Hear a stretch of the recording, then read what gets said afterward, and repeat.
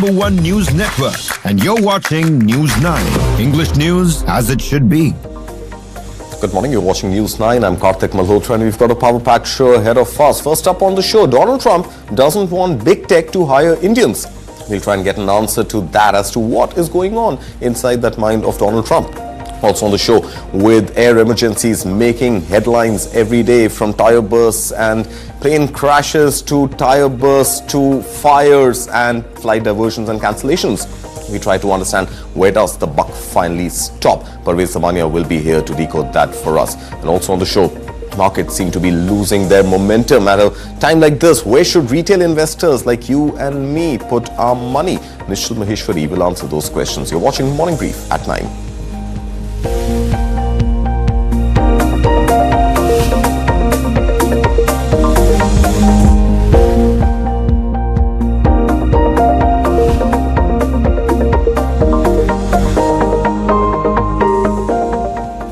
This is Morning Brief at 9. First up, the headlines that we're tracking for you this Friday morning.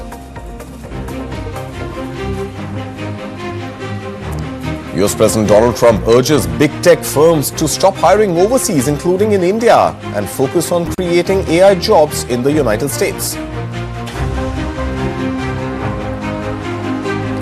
Director General of Civil Aviation issues 4 show-cause notices to Air India over safety violations as technical defect reports post-Ahmedabad crash.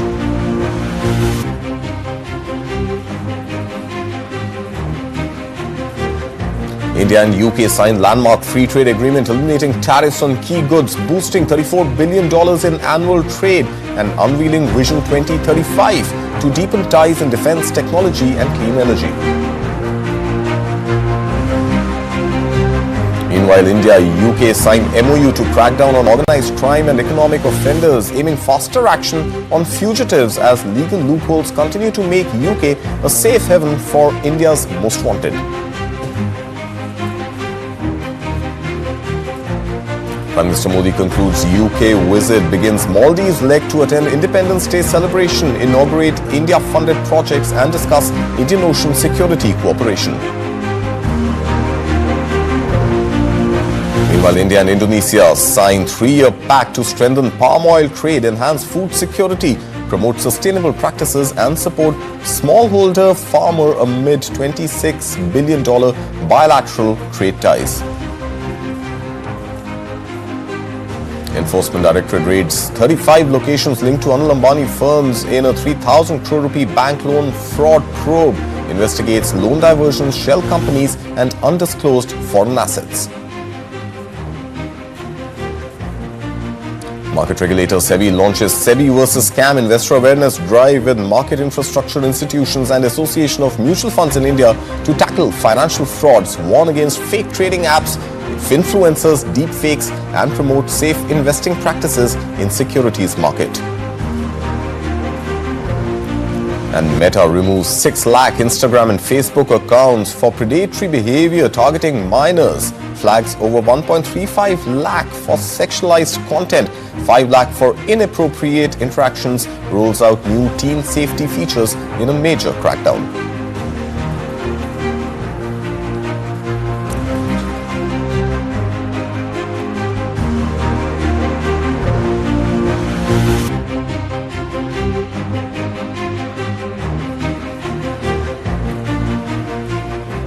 Our first story this morning, US President Donald Trump sent a strong message to tech giants like Google and Microsoft while saying that stop hiring overseas, including from countries like India.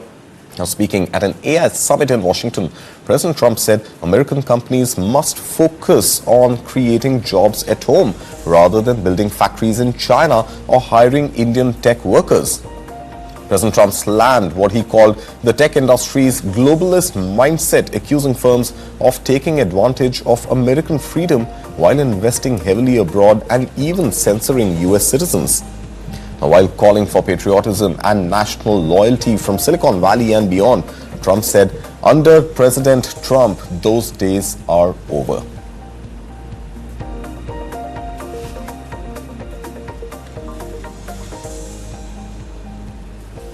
India's aviation watchdog, the Directorate General of Civil Aviation or DGCA, has issued 4 show-cause notices to Air India for a series of safety violations, including breaches in cabin crew rest norms, pilot duty periods, training procedures and operational guidelines.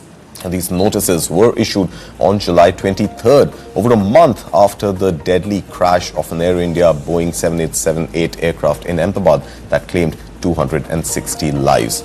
These violations come to light following voluntary disclosures made by the airline in the month of June. And according to reports, the notices cite 29 specific violations such as pilots not receiving mandatory rest, poor training compliance and insufficient preparation for high-altitude airport operations. The DGCA has warned Air India of potential enforcement action. Meanwhile, the Ministry of Civil Aviation revealed that Indian airlines have reported as many as 183 technical defects in their aircraft this year alone till July 21st. Now, of these, 85 were from the Air India group, followed by 62 from Indigo and 28 from Akasa Air. The Civil Aviation Minister emphasized that all reported defects must be swiftly investigated and rectified, particularly major ones in coordination with the DGCA. In yet another disclosure, the government said airlines received 69 hoax bomb threats this year till July 20th. From the year 2022 to now, that number has reached as much as 881. Civil aviation security protocols have been strengthened, and the government claims that despite these threats, flight operations saw minimal disruptions. Notably, Karnataka alone reported 94 hoax threats over 5 years, but no arrests have been made so far. Finally, following the June 12th Ahmedabad crash, Air India reported what it calls a minor increase in pilots reporting sick, with as many as 112 pilots, including 51 commanders, calling in sick on June 16th alone. Now, the government acknowledged that the spike has been there, but stopped short of calling it a mass protest. The DGCA has reiterated the importance of mental health support for flight crews and advised airlines to implement peer support programs to proactively address stress and psychological well-being. Parvez Damania, an aviation expert, joins me this morning. Mr. Damania, good morning. Massive numbers coming there. Is this normal? The number of hoax bomb threats, the number of technical defects reported, the flight, the crew rest norms not being followed, are all these incidents that we are seeing and hearing, everything from engines catching fire to tire bursting to flights getting diverted to flights getting cancelled and all sorts of air emergencies which are now being reported in the last 1 month alone. Is this number normal by any standard, sir? No, it's not normal, and what is worrying me is the airlines in their speed to expand and grow bigger and greater market share. They should not overlook safety standards at any time, because safety is priority number one. I'm sure this crash, Ahmedabad crash, has affected the perception of Air India very badly. So what I'm saying is, I am sure the DGCA has come down very strongly on safety regulations. They found 20 violations in the audit, and they've issued notices to Air India, and I'm sure they've issued notices to all other airlines. And I think DGCA will become more alert, more vigilant to see that things like this do not happen. What happened is very sad. And the worst part is, still today, we are not very clear what happened. Till today, there are a lot of gray areas. The Accident Investigation Board report has come within 1 month, but still it leaves a lot of questions to be answered. And today I read that the next report will come within 6 to 8 months. Only then we will really be able to understand why and what is the cause of the crash.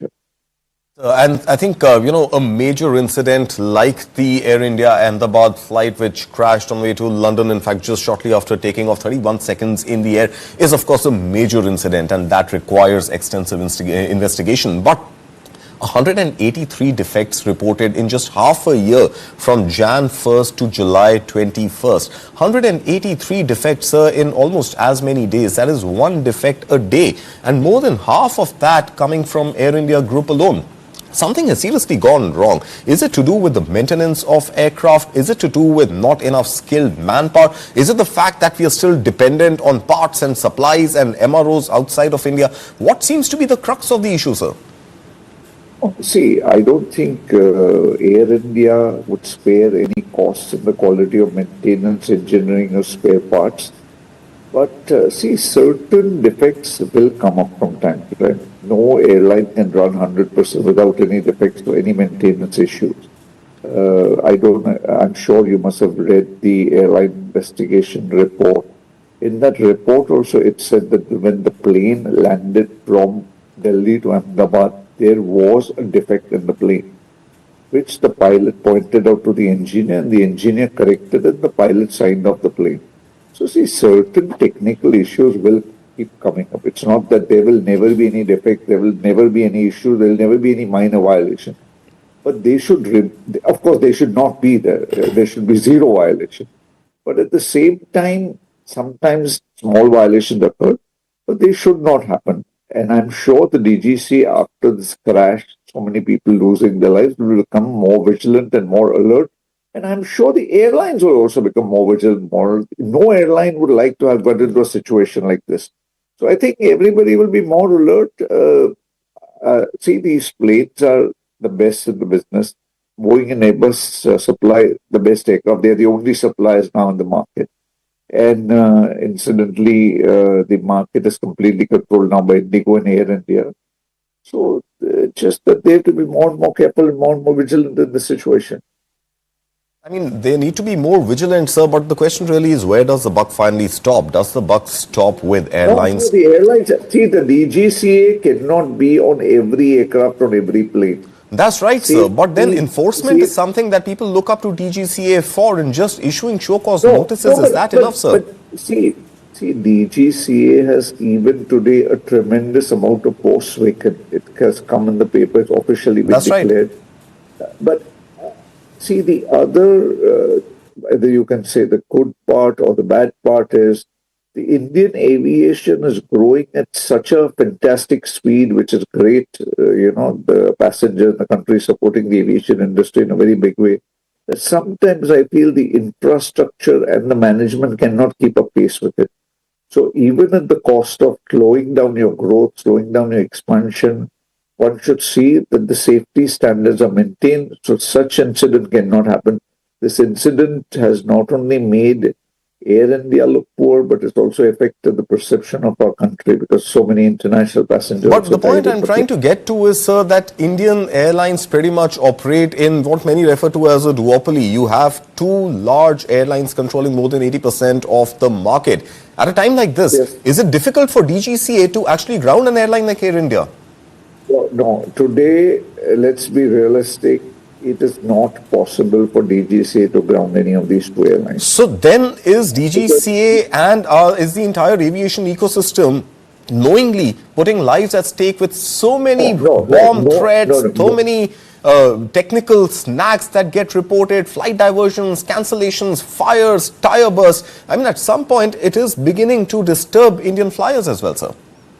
No company or the DGCA will deliberately look the other way. After all, is the company's perception also there, and it affects us in every way. So DGCA is very vigilant, I can assure you. They're going down, but at the same time, we are in a very strange kind of situation. We only have two airlines that are sort of running the country now. So yes, you're right. We cannot afford to ground any of these two airlines. Like the other situation, very strange as it may sound, there are only two aircraft manufacturers, Boeing and Airbus. So we cannot afford to ignore anyone. If an aviation industry has to run, it has to work with Boeing and Airbus both. That's right. So this is the reality of life now. So what does the flyer do, sir, with the kind of news that we are seeing every day from, like I've been saying, from cancellations and diversions to emergency landings to whatever not? What is the Indian flyer expected to deal with, sir? Because even Boeing, Airbus coming to India, making in India a better supply chain, more capex investment, MRO, all this is pretty much wishful thinking and at best a long-term vision right now. But the problems are surfacing today and now. How are Indian flyers expected to deal with it? So I am sure we're going through very bad phase as far as the aviation industry is concerned. The DGCA, the government bodies, the ministry, the airlines, all are working towards providing a very safe and a comfortable journey for the passengers.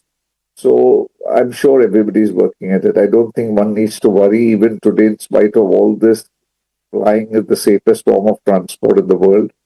So one need not worry. Everybody is doing a good job, and I'm sure people are shipping.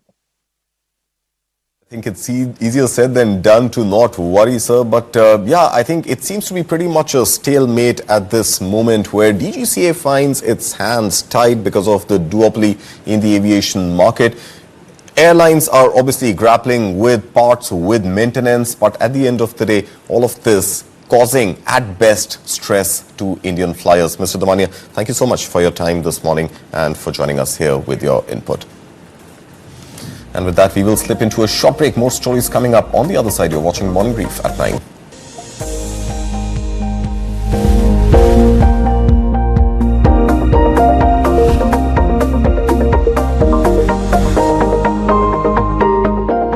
Associate sponsor, Dyna Premium Beauty Soap. पहली झलक करे खूबसूरत खूबसूरत सी तुम कोई चिंता करो पीछे भरोसा खड़ा है तुम्हारे तुम नया कर बनाते रहो।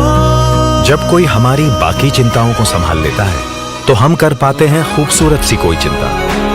टाटा कैपिटल में हम आपकी हर फाइनेंशियल चिंता को संभाल लेते हैं ताकि आप करें सिर्फ खूबसूरत चिंताएं। Hi, this is Baman Irani. Hi, this is Karishma Tanna. Hi, I'm Nushat Bharucha. Catch this conversation on News9. Catch this conversation on News9. Catch me and this conversation on News9. Hi, this is Shahid Kapoor and catch this conversation on News9.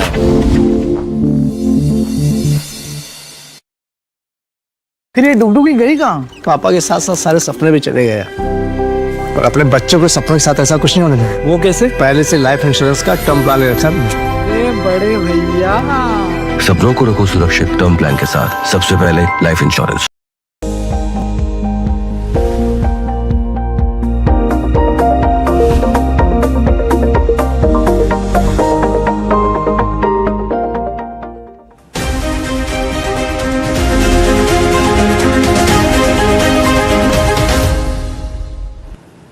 In a historic move, India and the UK signed a landmark trade deal on Thursday aiming to eliminate tariffs on key goods like cars, textiles, whiskey and electronics while boosting bilateral trade by an estimated $34 billion annually.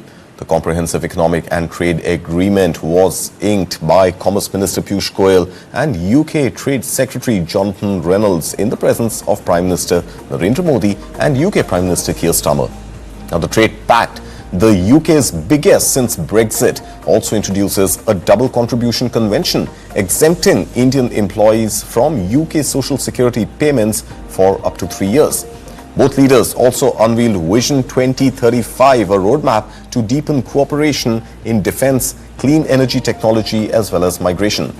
The agreement offers zero-duty access for Indian goods across nearly 99% of tariff lines, including smartphones, seafood, gems, footwear and agriculture products. In return, UK products like medical devices and aerospace parts will become more affordable for Indian consumers and industry. Prime Minister Modi called the agreement a blueprint for shared prosperity, saying it will empower India's youth, farmers, MSMEs and tech sector.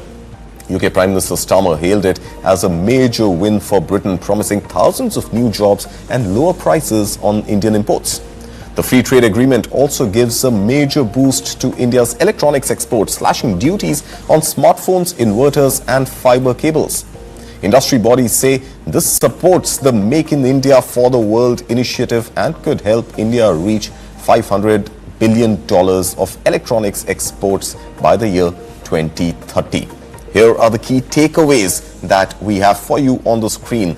These are the sub-portions of the India-UK Free Trade Agreement where Indian textiles and footwear get 0% UK duty. Professionals like chefs, IT professionals get UK access in a much easier form. 95% of agri-exports from India get UK duty-free entry. And of course, in good news for Indians, Scotch whisky duty has been cut from 150% to about 40%. Meanwhile, tariffs have been capped on high-end cars being imported into India from the United Kingdom. Now, under the zero duty deal for Indian exports, you have marine products, arms and ammunitions, electrical machinery, gems and jewelry, leather and footwear, processed food, textile, clothing, transport, as well as automobile and automobile parts. These are the sectors that now get to benefit from the India-UK Free Trade Agreement. Let's listen first to what Prime Minister Modi, Commerce Minister Piyush Goyal, as well as Prime Minister of United Kingdom Keir Starmer had to say. इस समझौते के साथ ही double contribution convention पर भी सहमति बनी है।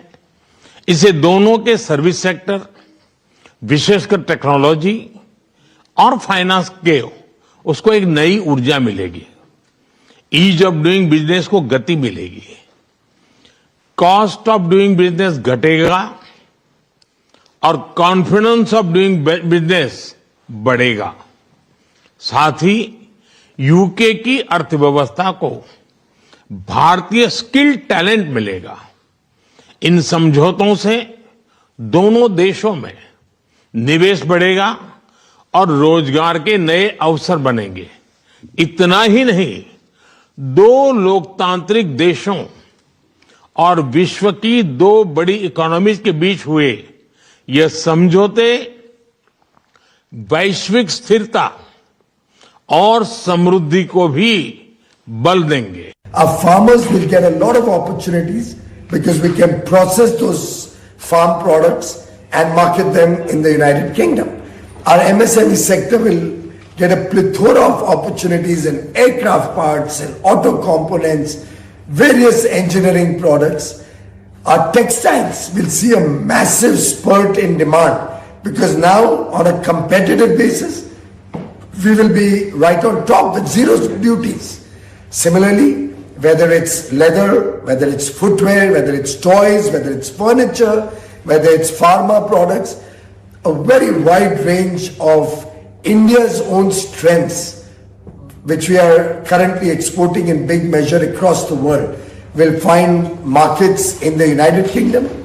Our people who come and serve in UK for short term, 2 years, 3 years, who today land up losing almost 25% of their earnings in social security, which never gives them any benefit, will now have an opportunity under the double contribution convention to pay this money into their provident fund account in India. And that money will be secure. That money will be giving them an over 8% tax-free return and will become their pension and social security in the long run. Look, and we both know this is the biggest and most economically significant trade deal that the UK has made since leaving the EU. And I think I can say that it's one of the most comprehensive deals that India has ever done. So thank you, Prime Minister, for your leadership and for your pragmatism. And I'd like to thank everybody who's worked so hard to get this deal over the line.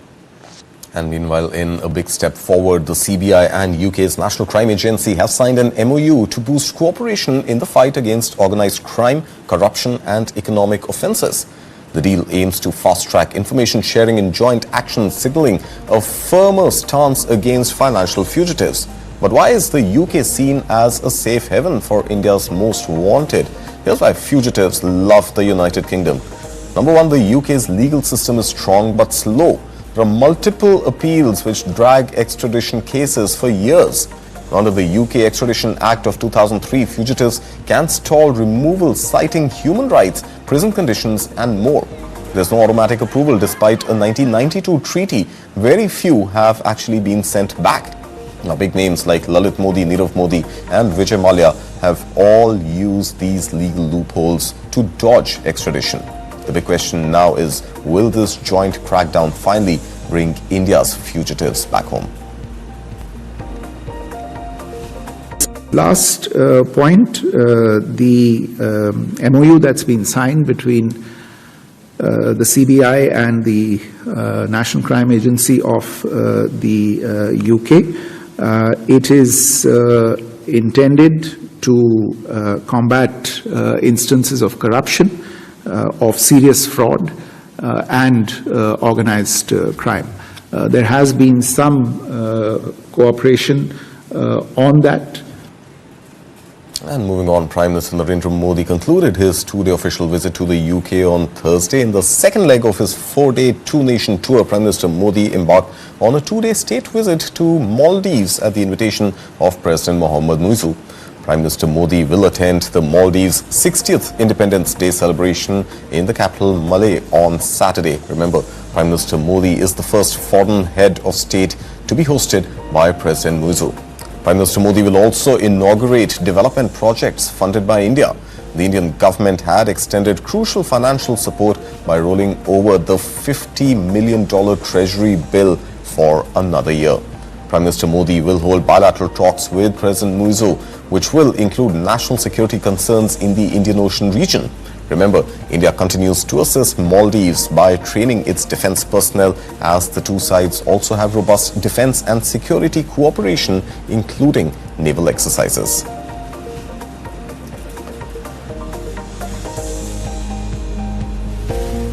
And a major step towards strengthening food security and trade ties, India and Indonesia have signed a 3-year pact to deepen cooperation in the palm oil sector. The agreement, signed by the Indian Vegetable Oil Producers Association and the Indonesian Palm Oil Association, aims to build a sustainable, transparent and resilient palm oil supply chain vital for both nations. India imports over 60% of its edible oil needs, with Indonesia as its top supplier for over a decade. The MOU outlined key areas of collaboration, including sustainability initiatives, technical exchange, policy coordination and support for smallholder farmers. IPOA officials noted that in the year 2024, bilateral trade reached as much as $26 billion, with $4.4 billion from palm oil and derivatives alone. The pact supports India's national edible oil mission and aligns with Indonesia's climate and export decarbonization goals. The partnership is expected to boost food security, promote climate resilience and reinforce one of Asia's most vital agri-trade links.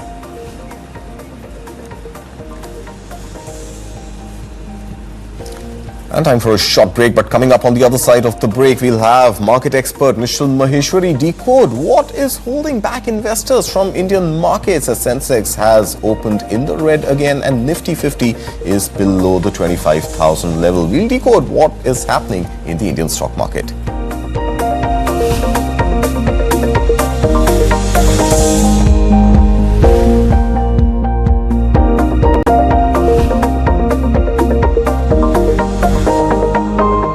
Associate sponsor anchor toothpaste, नए जमाने की नई सुरक्षा। भाई on road या of road? Road trip पे किस bike की सवारी होगी, ये खूबसूरत चिंता आप करिए। 2-व्हीलर लोन की चिंता हम संभाल लेंगे with spot approval and loan up to 95%। Go condoms? It's over there. क्या ये डिफरेंट साइजेस में आता है? Actually, sir, size matter नहीं करता. तो फिर क्या मैटर करता है? The hardness Of the condom. of what's inside. For the first time ever, presenting Hard Rock Gel, the hardness gel for men. अब free हर score condoms के 10 पैक के साथ. Hi, this is Baman Irani. Hi, this is Karishma Tanna. Hi, I'm Nushat Bharucha. Catch this conversation on News9. Catch this conversation on News9. Catch me and this conversation on News9. Hi, this is Shahid Kapoor and catch this conversation on News9.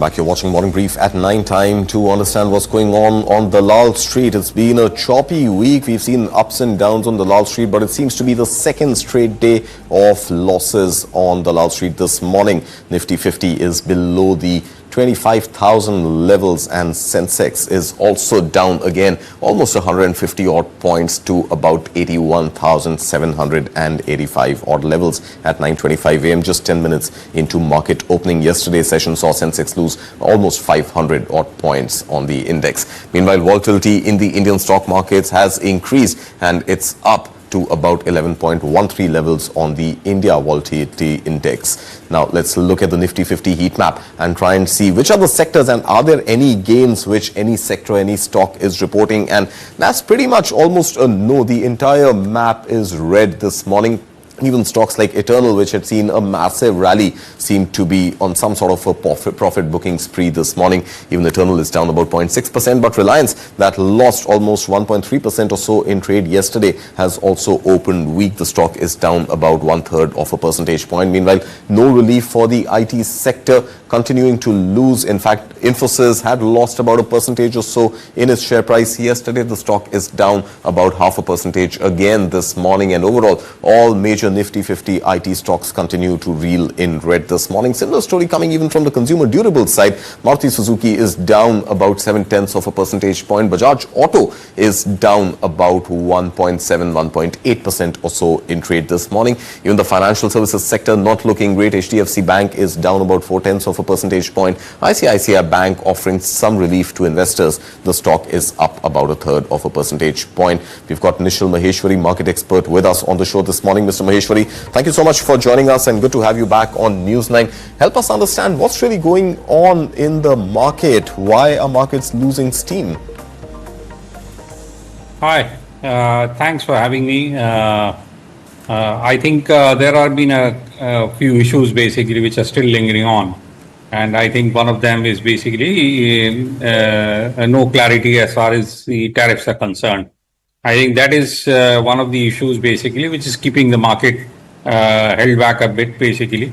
And the other thing remains to be is tepid earnings of the current quarter. If you really look at it, whether it is IT, whether it is banking, I think the larger sectors basically who have declared till now have been pretty tepid. The expectations were also basically muted. So it's not that it is below expectations, but it's been pretty tepid for the year. And the valuations are pretty steep. So that's why you are seeing this kind of muted response in the market. All right, so let's take all these points one by one, Mr. Maheshwari, and let's begin first with quarterly earnings. And in fact, what I'm seeing on the boards right now is Bajaj Finserv, Bajaj Finance, which are due to announce their results today. Bajaj Finserv is down about 4.3%, sir. Bajaj Finance is down about 5.5% or so in trade this morning. Are investors really now feeling the jitters of what they've seen from results across Q1 announced thus far? And I think about 85 odd companies are due to announce their results just today and about 100 this week. Are these jitters and this narrative around India's fundamentals being strong now being challenged by these quarterly earnings that we are reading, sir? So I don't see any reason about the India fundamentals that continue to remain pretty strong. But the earnings basically after 3 very strong years of earnings where India Incorporated delivered high double-digit earnings, basically, I think this is expected to be a muted year. Okay. And that is what it is turning out to be. All right. And is there something to worry about India's consumption story? And is that something that we are also now seeing by way of auto sales data? And of course, not great expectations on the finance side also with companies like Bajaj Finance and Bajaj Finserv. So consumption, I think, is now started seeing some green shoots. That is what I think some of the FMCG companies who have declared the results have been talking about. And given on the background that you have got a interest rate cut of around 100 basis points, you have got a tax cut which leaves more money in the hands of people and a good monsoon. So market is expecting that second half of the current year consumption will start showing up pretty good. So that's the way the expectations are. Now let's see how it all pans out. All right. And what about India's IT sector, sir? Because India's IT sector has also been feeling the pain of all that is happening globally, especially with the US, the Fed not cutting interest rates, not too much money in the hands of corporate America to let businesses offshore more work here to India. And at the same time, Donald Trump now telling big tech not to hire people from India. Overall, the sentiment, even again what we are seeing in quarterly earnings of the IT pack seems to be obviously in some major distress right now. How long before, if at all, we see a recovery on the IT side?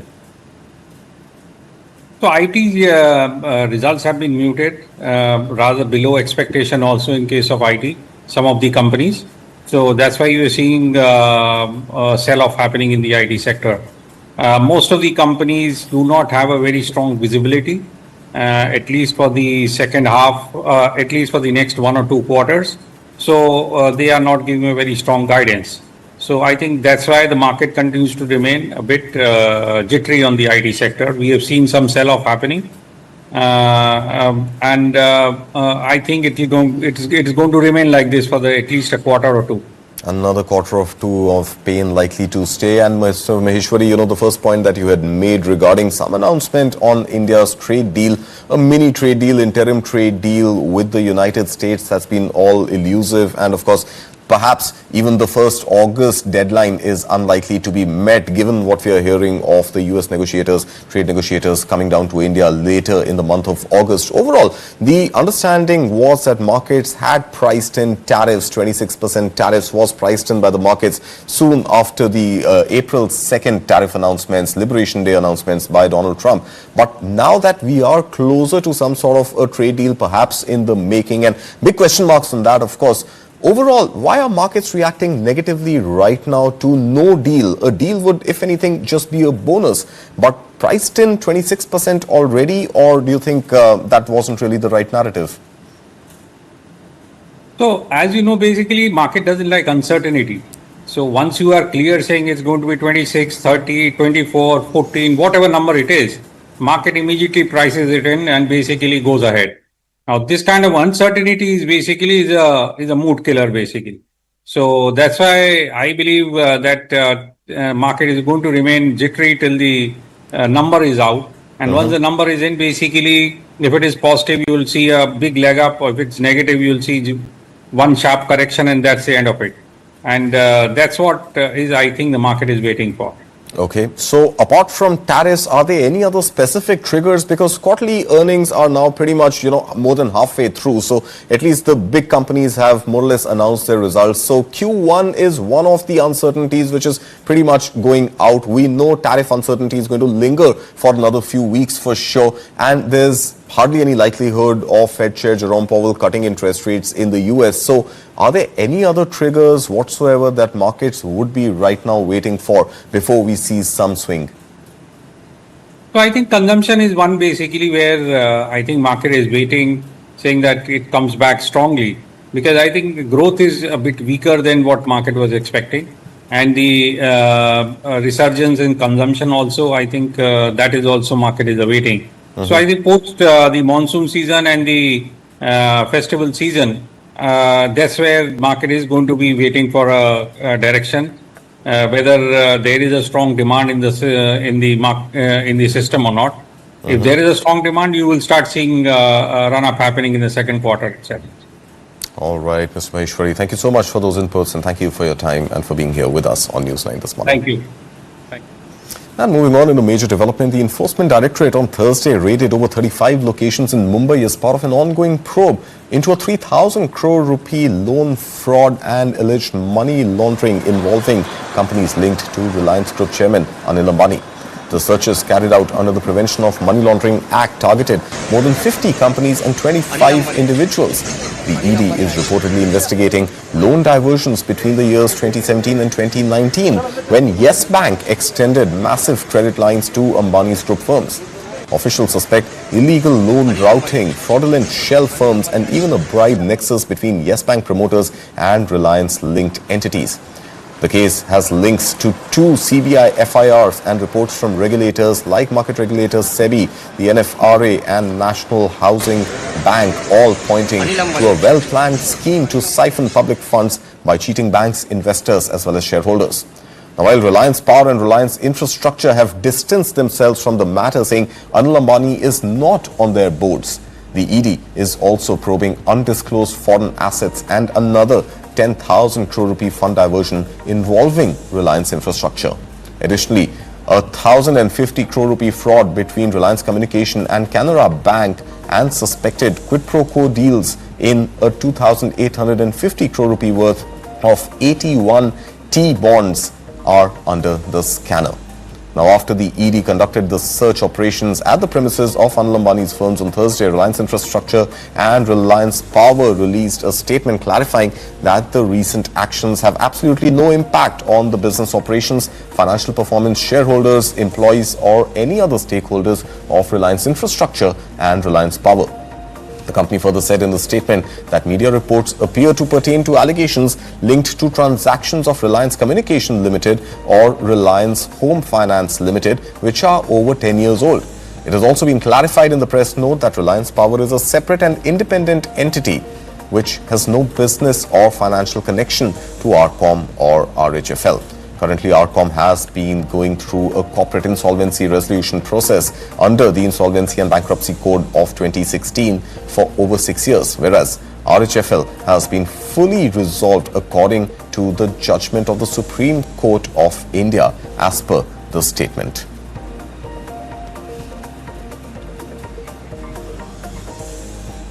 And time for a short break, but before that, the other global stories that we are following for you this morning. US President Donald Trump visits the Federal Reserve's Washington headquarters, says firing Fed Chair Jerome Powell not necessary despite sharp disagreements over interest rates. Trump hails major breakthrough as Australia agrees to ease US beef import restrictions. Trump celebrates the move, calling it the golden age of America. The US president says he has no intention of cutting federal subsidies for Elon Musk's companies and wants the billionaire ventures to thrive as symbols of American innovation. Meanwhile, US Secretary of State Marco Rubio condemns France's plan to recognize Palestinian statehood at the UN as a reckless decision, escalating diplomatic tensions with Paris. US chipmaker Intel beats quarterly revenue expectations and announces a 15% workforce reduction to boost agility and streamline operations amid global tech sector pressure. The European Central Bank leaves interest rates unchanged after 8 cuts this year, holding steady while trade talks between Brussels and Washington continue.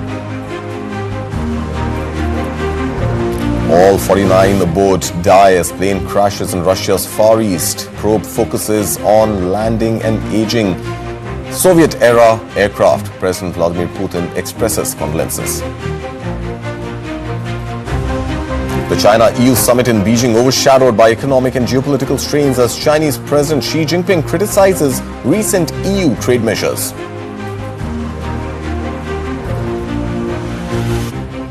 And finally, Thailand evacuates more than 100,000 people near the Cambodian border as both countries engage in their bloodiest military conflict in over a decade over the Emerald Triangle. We'll take these stories after the break. You're watching Morning Brief at 9.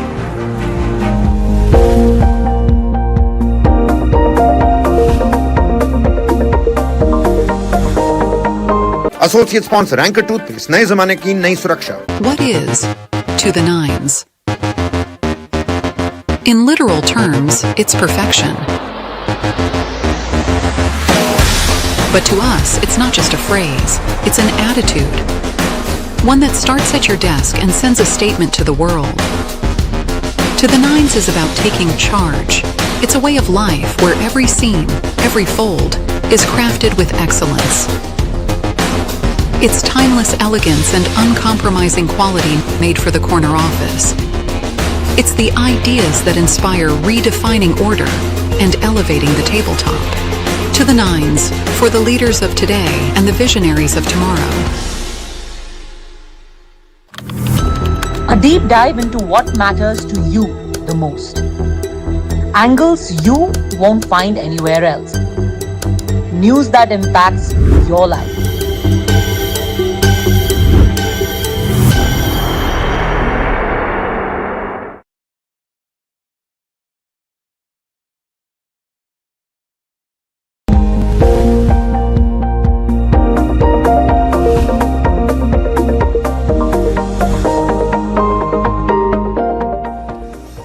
back. You're watching News 9. On to other stories from around the world that we're following for you this Friday morning.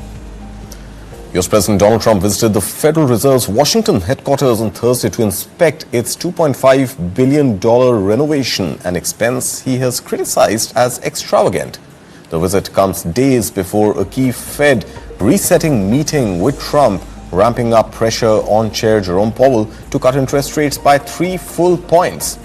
Donald Trump, who has repeatedly clashed with Jerome Powell, said that he was not going to fire him as it would mark a big move. Listen in. I just want to see one thing happen. Very simple. Interest rates have to come down. If the interest rates don't come down, we're knocking it out of the park with high interest rates. Thank you. No, there's no pressure. No. We want to have, his term comes up soon. I think he's going to do the right thing. Everybody knows what the right thing is. If he doesn't do the right thing and cut interest rates, as he said, would you then consider? I don't think we're going to do that. I don't think so. Australia has removed restrictions on US beef imports, ending a ban that had been in place since the year 2003 due to mad cow disease concerns. The change allows imported beef processed in the United States, including meat from cattle raised in Mexico and Canada. President Donald Trump took credit for the move, saying Australia's rules had unfairly blocked American farmers for years. In a Truth Social post, he called the old rules non-scientific trade barriers. The decision comes as Australia pushes Washington to ease new US tariffs on steel, aluminium, as well as pharmaceuticals.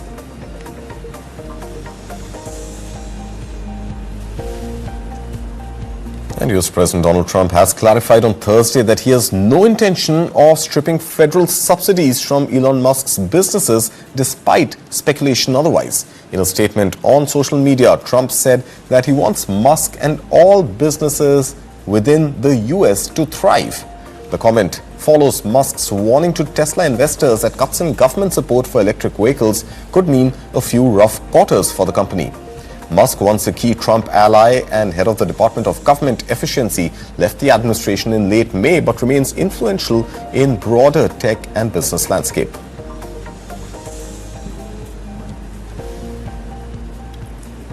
Meanwhile, Elon Musk's Starlink internet services has mostly recovered after suffering a major outage on Thursday that affected users in the US, UK, Germany, Zimbabwe, Romania and other countries. The disruption lasted about 2.5 hours, making it one of the longest Starlink's history, and came just a day after the company announced a new satellite expansion project with T-Mobile aimed at boosting rural coverage. Starlink did not immediately disclose the cause of the outage, but mentioning sites showed tens of thousands of users impacted globally.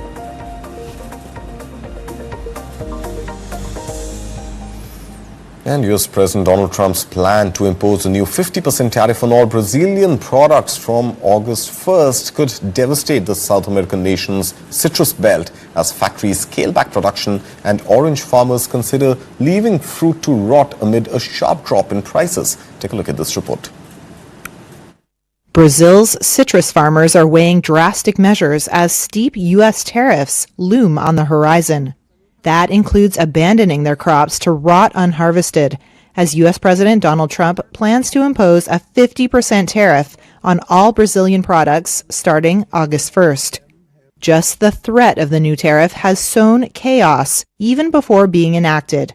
This month, orange prices in Brazil dropped by almost half of what they were a year ago, according to the widely followed CP index from the University of Sao Paulo. If Trump's tariffs do go into full effect, orange farmer Ederson Kogler says it would, quote, make the financial side of citrus unviable. Temos a produção de citros para a mesa e para a indústria. We produce citrus fruits for both the table and industry.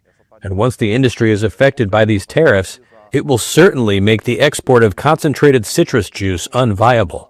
And as a result, there will be greater supply within Brazil that will certainly not be able to absorb all the citrus production that occurs in the country.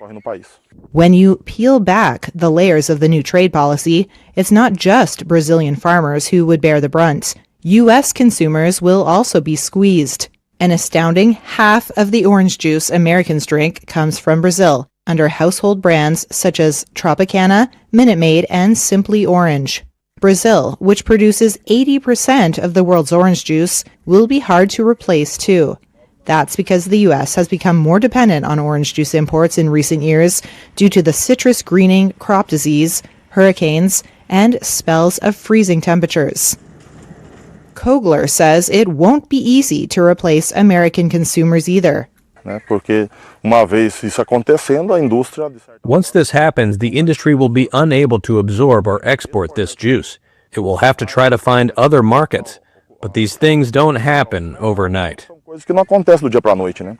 The tariffs may also spell trouble for Coca-Cola and Pepsi, which account for some 60% of the orange juice sold in the United States, according to orange juice exporter lobby Citrus BR. Neither company replied to requests for comment. A Russian Antonov passenger plane carrying 49 people crashed in Russia's Far East on Thursday as it was preparing to land, killing everyone on board in an incident that spotlighted the continued use of old Soviet-era aircraft. The burning fuselage of the plane, which was made in 1976, was spotted by a search helicopter after it disappeared from radar screens. It had been attempting to land for a second time after failing to touch down on its first attempt, the Far Eastern Transport Prosecutor's Office said in a statement.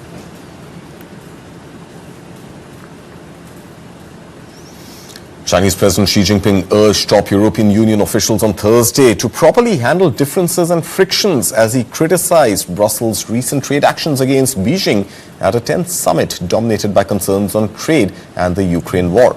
The summit was held in the Chinese capital to mark 50 years of diplomatic ties after weeks of escalating tension. Take a look at this report.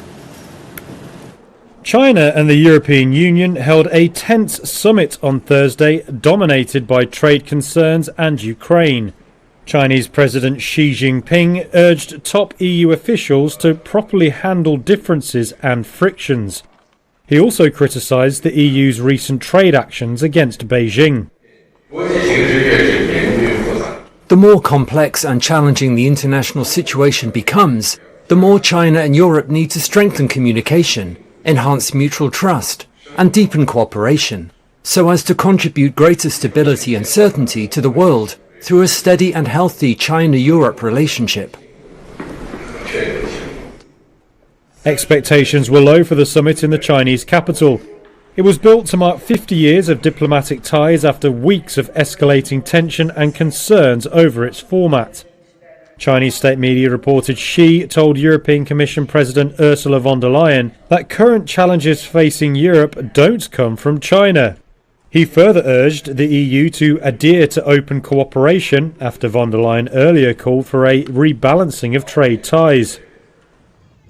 She was likely referring to the EU's trade deficit with China, which rose to a historic $360 billion last year. EU trade actions in the past year have targeted Chinese exports of EVs, among other goods. Its officials have also complained about Chinese industrial overcapacity. Both sides hope to reach a modest joint statement on climate, now one of the rare bright spots in their cooperation. At the talks, the Europeans are expected to raise topics including electric vehicles and China's rare earth export controls that disrupted supply chains worldwide. Meanwhile, European Commission President Ursula von der Leyen said on Thursday that EU-China trade ties have hit a clear inflection point, capping a rather tense summit with top Chinese leaders. Listen in. Major markets, Europe keeps its market open to Chinese goods. This reflects our long-standing commitment to rules-based trade. However, this openness is not matched by China. So we have reached a clear inflection point. As we said to the Chinese leadership, for trade to remain mutual beneficial, it must become more balanced. Europe welcomes competition, we like competition, but competition has to be fair. And finally, new car sales in Europe fell more than 5% in the month of June in reflection of the global challenges faced by automakers. Tesla lost market share for a sixth consecutive month despite a rise in overall sales of electric cars.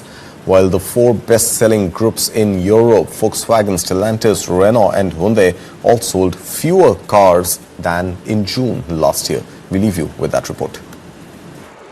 New car sales in Europe fell more than 5% in June. Data from the European Automobile Manufacturers Association revealed the global challenges faced by car makers. Tesla lost market share for a sixth consecutive month, despite a rise in overall sales of electric cars. While the four best-selling groups in Europe, Volkswagen, Stellantis, Renault and Hyundai, all sold fewer cars than in June last year. Stellantis had the biggest drop at 12%, while VW fell 6%. On Thursday, Hyundai also posted a decline in second quarter operating profit. European automakers have booked multi-billion-dollar losses and issued profit warnings of late. They're struggling to handle competition from China, US import tariffs of 25%, and domestic regulations aimed at speeding up the EV transition. Sales in the EU, Britain and the European Free Trade Association fell to 1.24 million cars in June from a year earlier. Tesla's sales were down nearly 23%. The share of brands not accounted for by the ACEA, including BYD and other Chinese car makers, more than doubled to 4.5%.